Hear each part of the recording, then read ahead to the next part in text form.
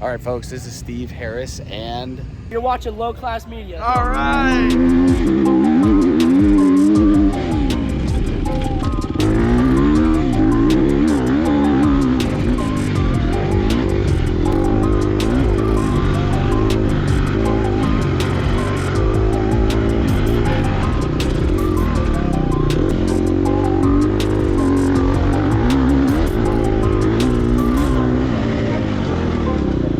All right, folks, that's right. We are back here again at another race. Today we're at ZARS Ranch in Floresville, Texas. Super awesome property. It's one of my favorite that we race on. Lots of elevation changes, lots of really cool trails. Some sand, kind of has got it all. It's a little bit hot today though. It's gonna be our first hot race of the year. It's gonna get to about 92 degrees. And it's pretty dry and dusty, so it's gonna be pretty challenging. But for those who are not able to make it, a couple weeks ago, we had the Sandwinder event with the TSEC organization out in Smithville, Texas. It was a super fun, awesome little enduro over there. Had a great time racing on those courses. But while I was there, I caught up with a good buddy of mine, Cole Kirkpatrick from Gnarly Roots. So I wanted to jump over to some of that conversation and show you guys what we talked about.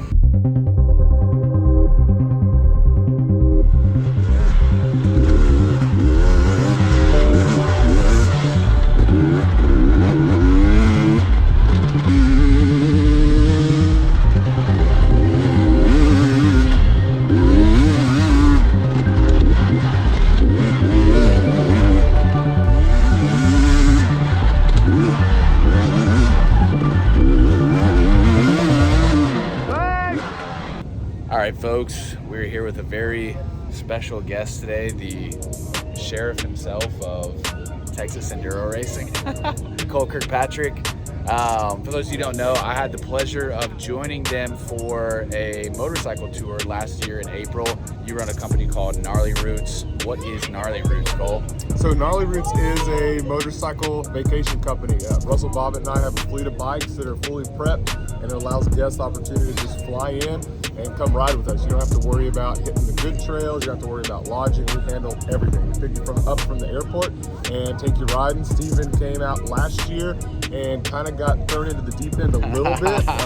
We like to ride trail. Some of it is challenging, but Steven, you conquered a whole bunch of stuff, and I think you grew a lot as a rider over 3 days. Big time. Oh, here we go, folks! Climbing the hills.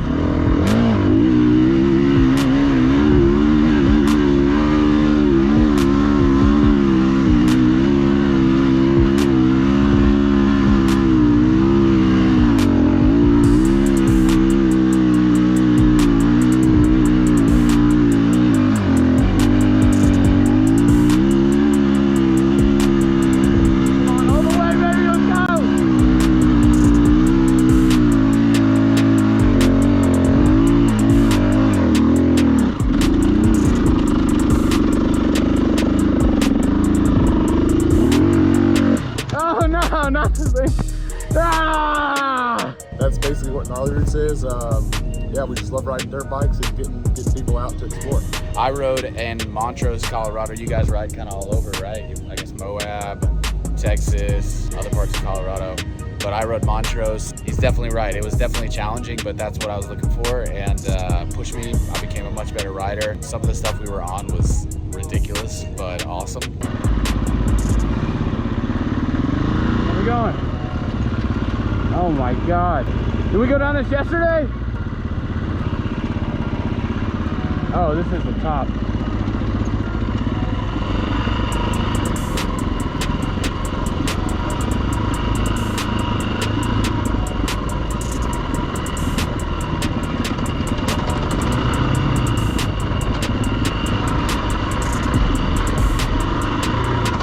So it's awesome. How can people get involved?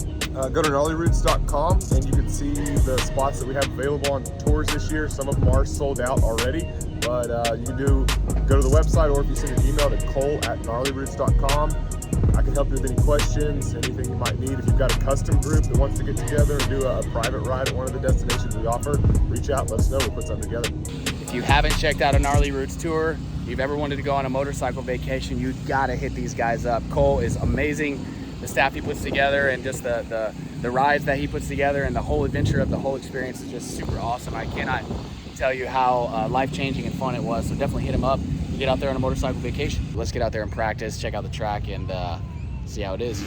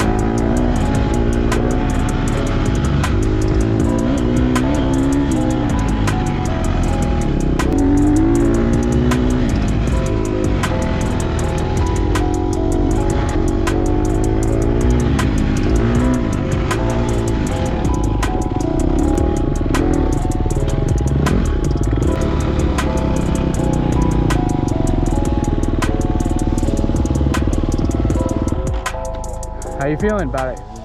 I don't know. What class? D class. Have you ever done something like that? I mean, kinda. Honestly, man, just get in second gear. What bike you got? 300 XC. Not the W? I say just go to second gear and just hit it, just smooth throttle all the way up. Okay? What's up? How bad is it? It's not bad. It's a little bit weird at the top, but as long as you just aim for over the top, you'll get there. Let me hit it real quick.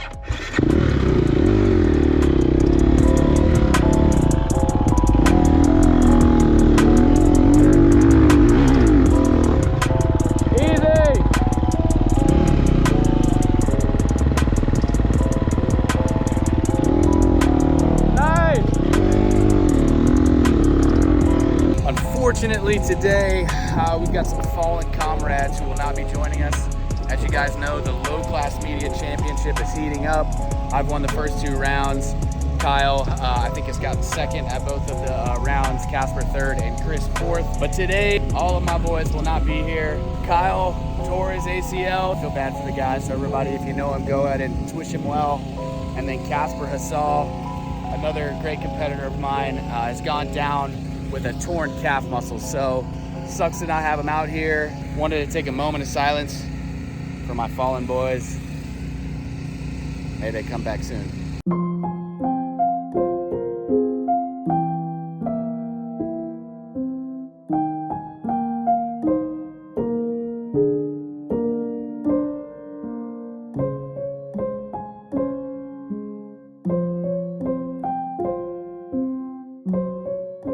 Just to clarify, they're not dead, okay? These guys are not dead.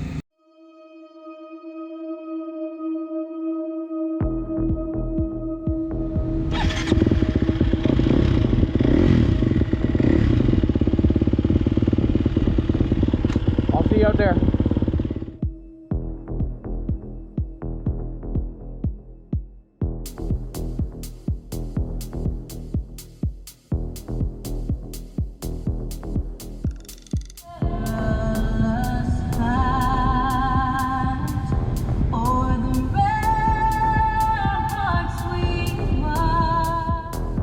There's your point.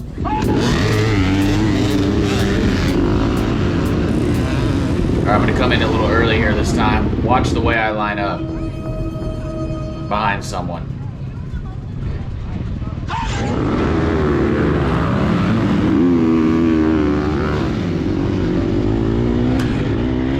Look, I told myself before the race, I was like, I'm not gonna run down there and blast into that dust. There's no reason. I'm not gonna see anything. I know for a fact that if I can't see, I ain't going. I'm not willing to take that type of risk. I don't want to run someone over or get ran over myself. So I was like, when I was on the line and that dude was lined up kind of in front of me, who was right next to me, I was like, well, I'll just let him go and then I'll go. Well, it turns out he was like the last one to get his bike started on the line. So here I am, literally in last place. Oh, and just add an insult to injury here. Just gotta keep your cool. Gotta control your emotions. And just get into the race, folks. Awesome. Who's hot? All right. We made it. We're on the trail.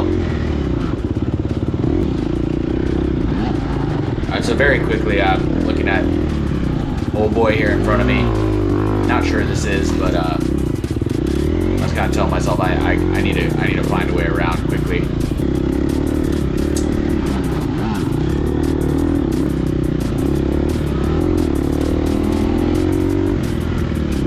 I'm already kind of all over his back tire here.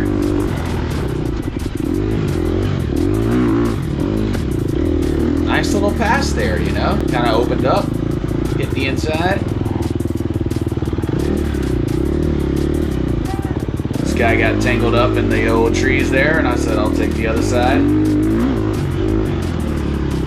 This is another interesting spot, because a lot of people are going up and going left, but you could just go straight through right here.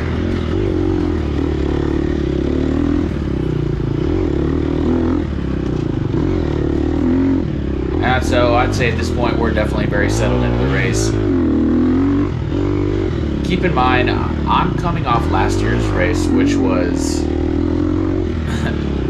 the worst race I've ever had. So this time when I came to ZARS, I was like, you know what, I'm going to take it easy, I'm going to take it chill. I know for a fact it's hot, so this is going to be a story of survival.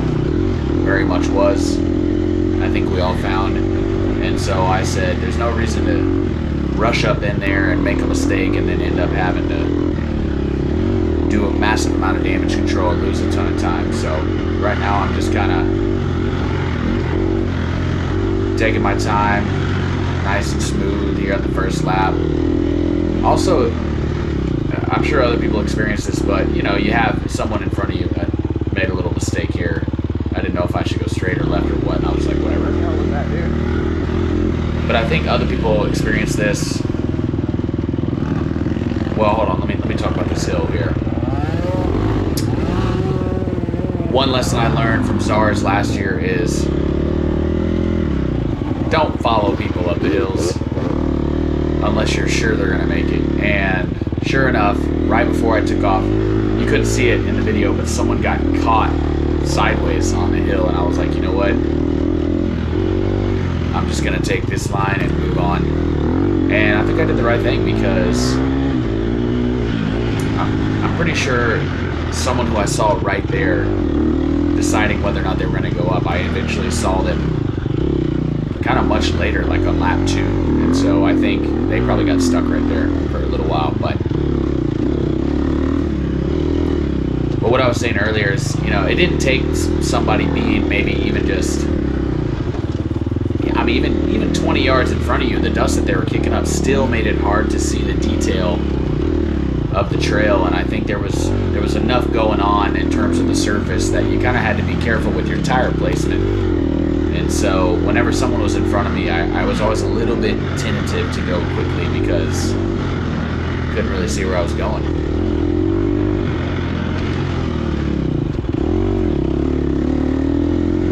But no catastrophic errors at this point. Much better, I can say, than the last time I was here at ZARS.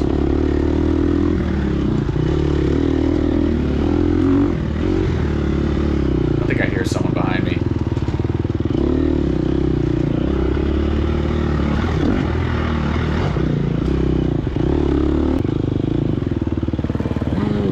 So that was the tree right there. I did the tree twice in practice, but I just didn't feel like I had it good enough to risk it. So I was like, you know what? Just keep moving, go the easy way around that tree, and just try to be smooth and make no mistakes. was kind of my mentality the whole race. I think it paid off.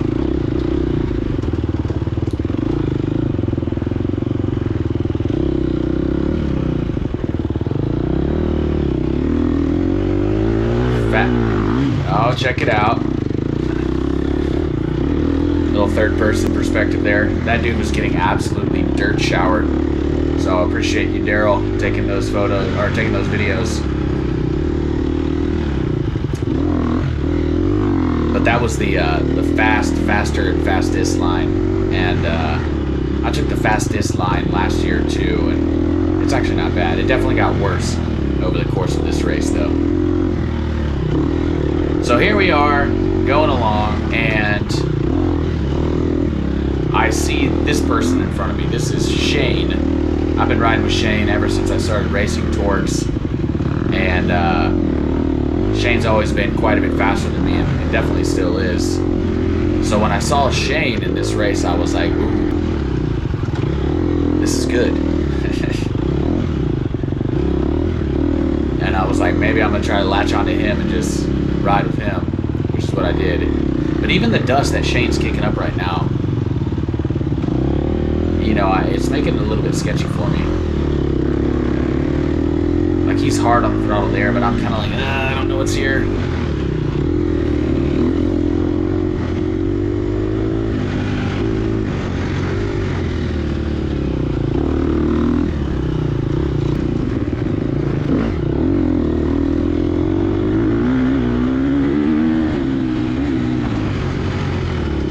Open it up a little bit.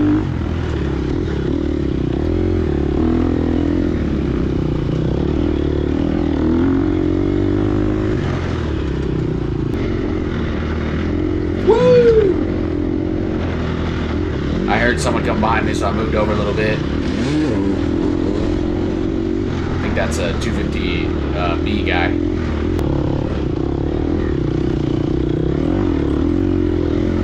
Alright, so I'm coming down to the tires here. And I'm not really sure kind of what the sand looks like. Then I get in here. You know, dude. Come on, Ryan. My boy Ryan just knocks me over. Now I'm pissed. Nah, it was just a love tap. He was racing that dude in front of him, and I was going slow, but I managed to keep the bike off the ground and just keep going. Those tires were so much easier to hit than last year. Nice. Stall the bike.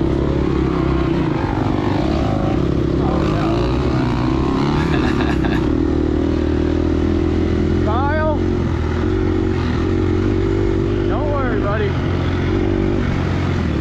I ain't gonna let it happen. So this was Kyle. This was Kyle's hurt, as you guys saw earlier in the video, and obviously we're not happy about that, man. Always sucks to see your buddy get injured, but that guy back there was Kyle's kind of rival when he was in Open D, and now both Kyle and his rival are in Open B with us. That's him right there. And when he went by, I was basically making a promise to Kyle that I'm gonna beat him for you, Kyle. But I sure found plenty of ways to make it hard on myself, as you'll see as we go on here.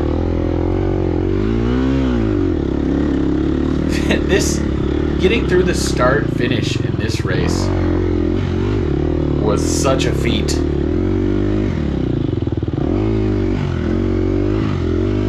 It took so much energy out of me just to get through that damn thing.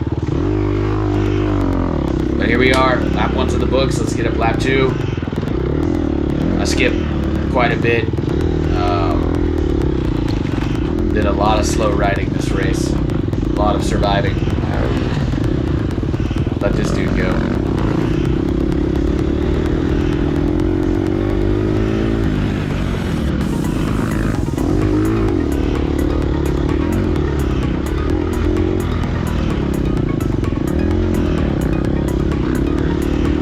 Thought I heard someone else.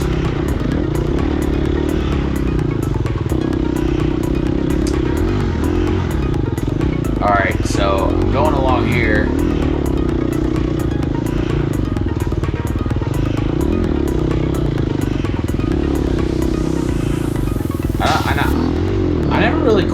figured out that section. And then of course, I didn't figure this out either.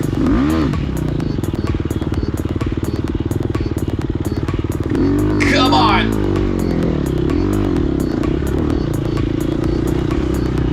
Whenever you cross a log from a complete stop, I would definitely advise doing it in 3rd gear. Just add a little extra challenge, you know, makes you a better rider. But yeah, back there was like a giant hole, and I hit it in practice. In practice, I ended up just driving straight into it,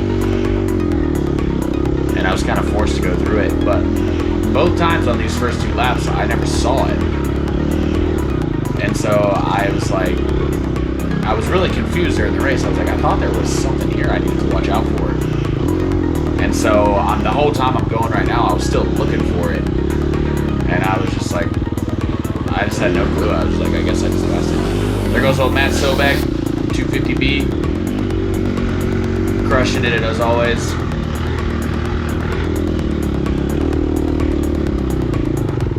What do we got here?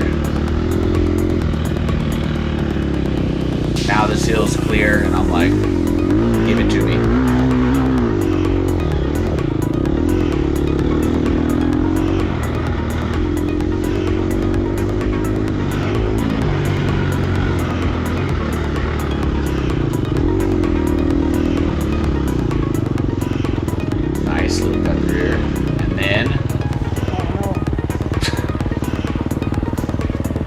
Clothesline by the damn ribbon. Just count the seconds, y'all. Count the delay here. What am I doing? This time is just slipping through my fingers. I don't know what it was.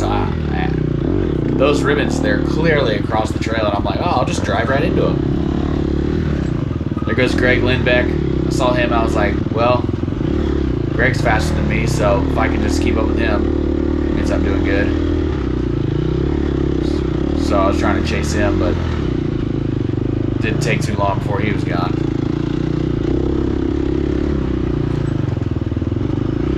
I really like this spot right here.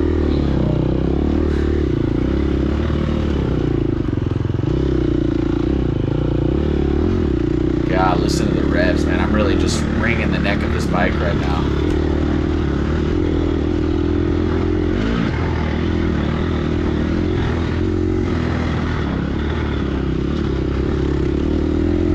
Still see Greg, so I'm happy about that. Oh, I really love this hill right here. It's like a roller coaster. Uh-oh, what's going on? Oh, this is me skipping the tree again. Watch how hard I hit this. I hit the bottom of this. Damn near smacked my face on the bars.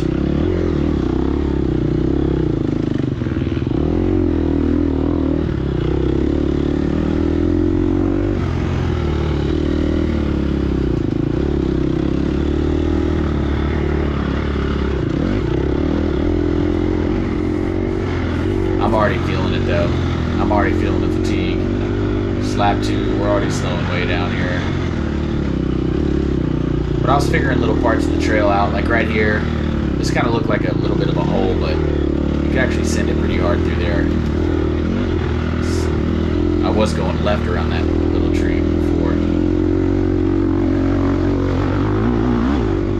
And then here, I really committed to the fact that from the bottom of that hill all the way to right here is one throttle. And so I kept that in my memory bank for the next time. Told myself I'd execute better the next lap. Oh. Here's my other major delay on lap 2.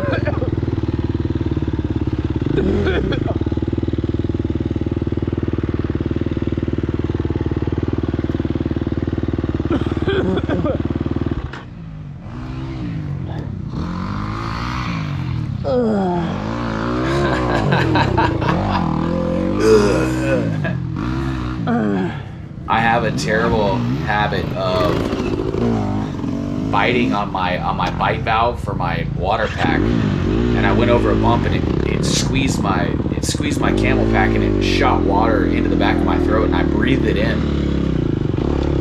And there we go. Now I've got my throat cleared. I breathed in that water and I just started choking, but I was so tired. I thought I was gonna pass out because I was like coughing, and I didn't even have the energy to cough as hard as I needed to cough to get that Powerade out of my lungs.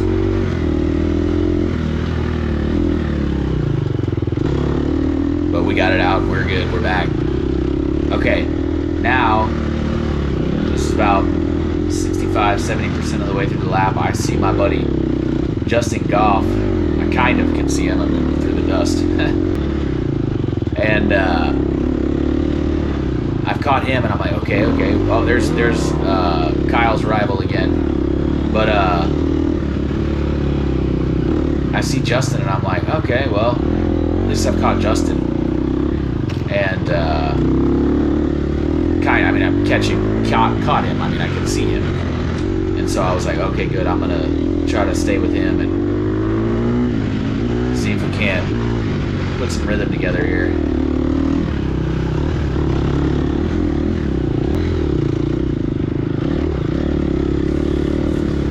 Justin's in my class. Come on, dude. But again, I've said this before, I've got such a terrible habit of seeing someone that's my class, and then I just start making stupid mistakes because I'm so anxious to catch them. And I start losing the front end and driving off the course, making all kinds of dumb errors just to... It seems like no matter how close I get to them, they keep getting further away because I can't keep it together. But this through here, man, this was gnarly. I couldn't see anything.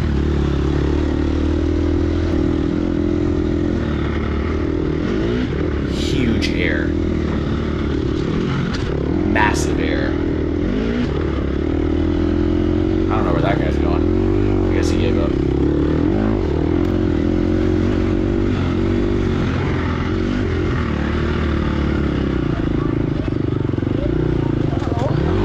Oh, almost lost it.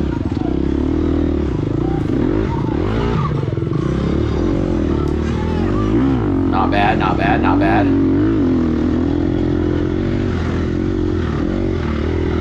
Humming right along here. Let's keep it moving, let's keep it moving. Oh! Where'd the trail go? Guys, this is how you win, okay? You gotta explore your surroundings and find the fast lines. In practice. Not during the race.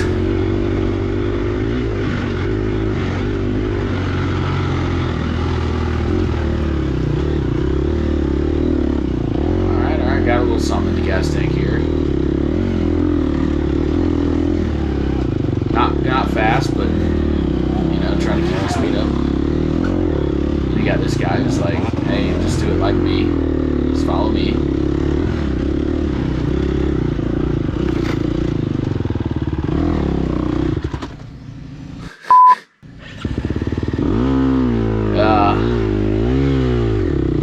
I was trying to find a way to stay out of that rut, but I paid for that. I paid for that choice.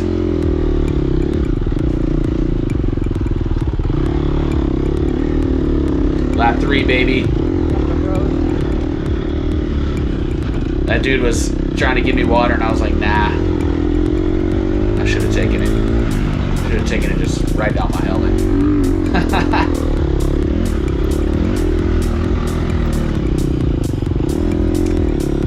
Who is this I hear? Sean O'Leary.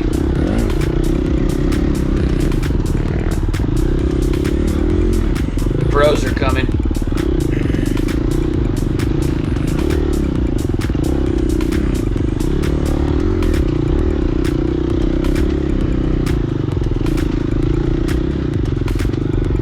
Where is this?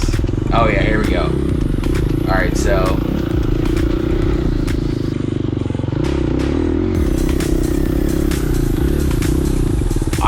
swore I was going the same way through here every time, but now somehow I found this. And I don't even know where. When I picked up my bike, I was like, why don't I just go through? But I was like, whatever, I'll just go left here.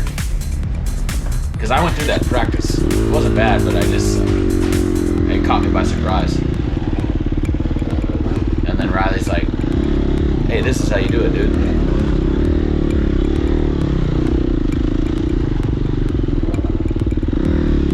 Nah. No more logs. I'm done with logs for the day. Anybody else? Keep going.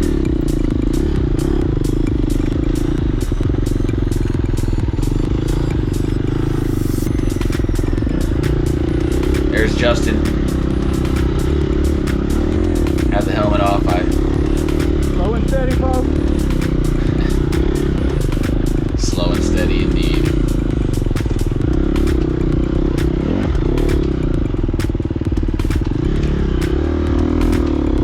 I had nothing on this lap. I had nothing. I was so tired.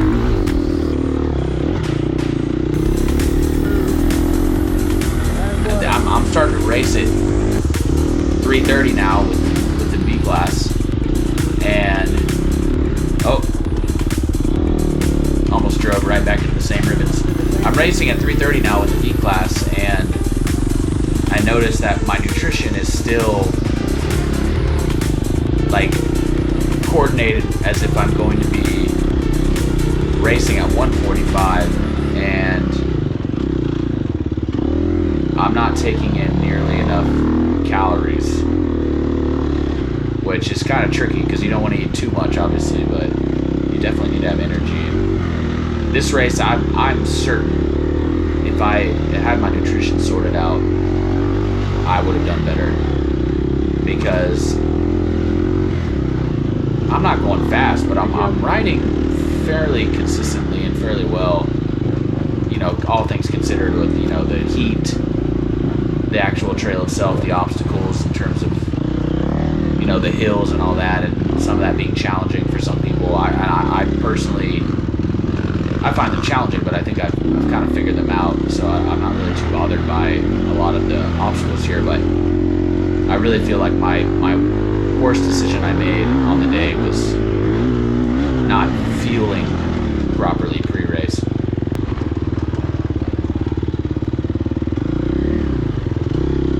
Alright, last shot here at the old fastest line.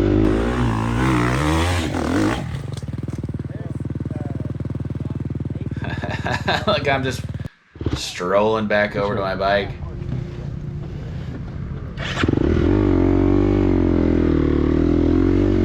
Just so happy I didn't get stuck on the hill.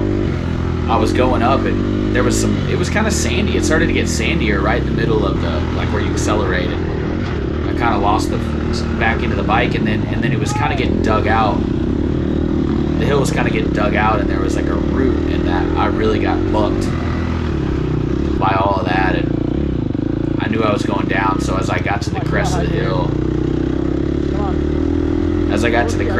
I just popped the clutch and threw the bike up there. I was like, at least I'll get the bike up. If I can't get both me and the bike up.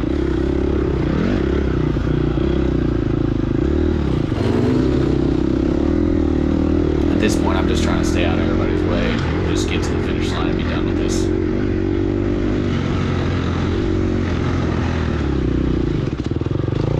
Come on. Golly. Just doing everything I can to throw it away. Finally made it down in here clean.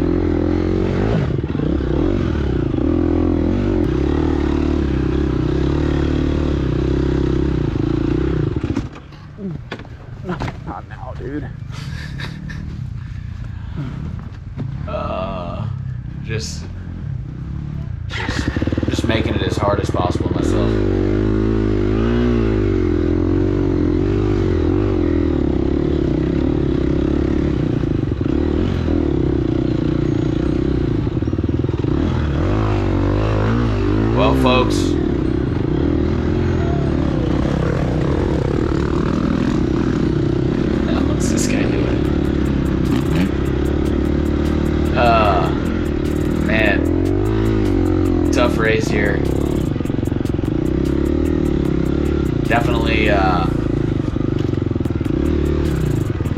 definitely one for the books. Despite how slow I had to go that whole time, I felt happy with the way I rode. So just build on that. Go to the next one. Peace. Your helmet is reading 249. All right, folks, about a week after the race is over, I realized after the race I didn't film any post-race content because I pretty much just loaded up my truck and left because I was beat. That race was so hot, so dusty, definitely very draining, and I think I was pretty much just happy to get out of there. I think I also learned a lesson in nutrition this race because I had zero energy. I think I'm still eating as if I'm racing in the early race at 1:45, but now my races are at 3:30, so I gotta rearrange my food intake. But somehow I got my best finish of the season. I ended up 12th place, so I'm super happy about that. Looking forward to the next race. I believe it's at Spokes, which is one of my favorite courses, and see you guys at the next race.